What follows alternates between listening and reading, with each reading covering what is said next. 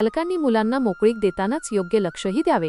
छाया घाडीगावकर, पाडलोसमध्ये ओम गणेश बालसभेत मुलांना मार्गदर्शन. पालकांनी मुलांना योग्य संस्कारांसह विचार मांडण्याची मोकळीक द्यावी, तसेच त्यांच्या प्रत्येक हालचालीकडे संवेदनशीलतेने लक्ष ठेवावे. मुलांच्या सर्वांगीण विकासासाठी संतुलित व पौष्टिक आहार अत्यंत महत्त्वाचा असून योग्य आहारामुळेच त्यांचे आरोग्य सुदृढ राहते, असे प्रतिपादन सावंतवाडी बालविकास प्रकल्प अधिकारी छाया घाडीगावकर यांनी केले. पाडलोस येथे एकता प्रभाग संघ मळेवाड अंतर्गत स्वामी समर्थ ग्रामसंघ पाडलोस ग्रामपंचायत यांच्या संयुक्त विद्यमाने आयोजित बालसभेत घाडीगावकर यांनी मुलांना मार्गदर्शन केले.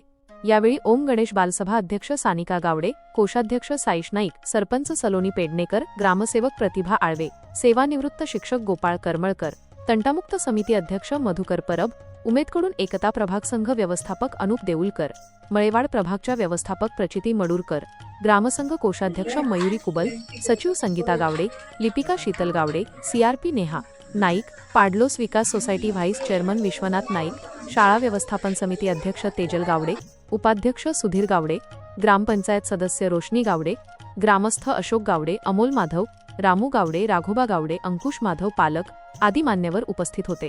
यावेळी चित्रकला व वक्तृत्व स्पर्धा घेण्यात आली. स्पर्धेत 60 मुलांनी सहभाग घेतला होता.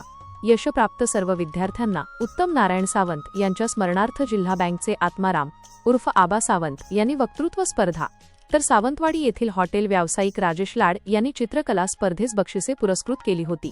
स्पर्धा परीक्षक म्हणून अधिकारी छाया घाडीगावकर व सेवानिवृत्त शिक्षक गोपाळ करमळकर यांनी काम पाहिले. ग्रामसेवक प्रतिभा आळवे यांनी पर्यावरणपूरक गणेशोत्सवाचे महत्त्व पटवून दिले. विसर्जनानंतर पीओपी मूर्तींची होणारी विटंबना खूप वाईट आहे. शाडूमातीच्या मूर्तीला बक्षीस दिले जाणार असून सर्वांनी मातीच्या मूर्ती बनविण्याचे आवाहन आळवे यांनी केले.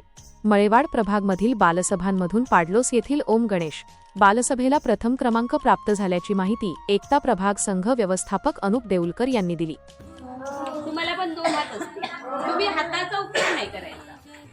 माझ्या हाताकडे बघायचं आणि तुम्ही आवाज करायचा. हिरवा, लाल, हिरवा.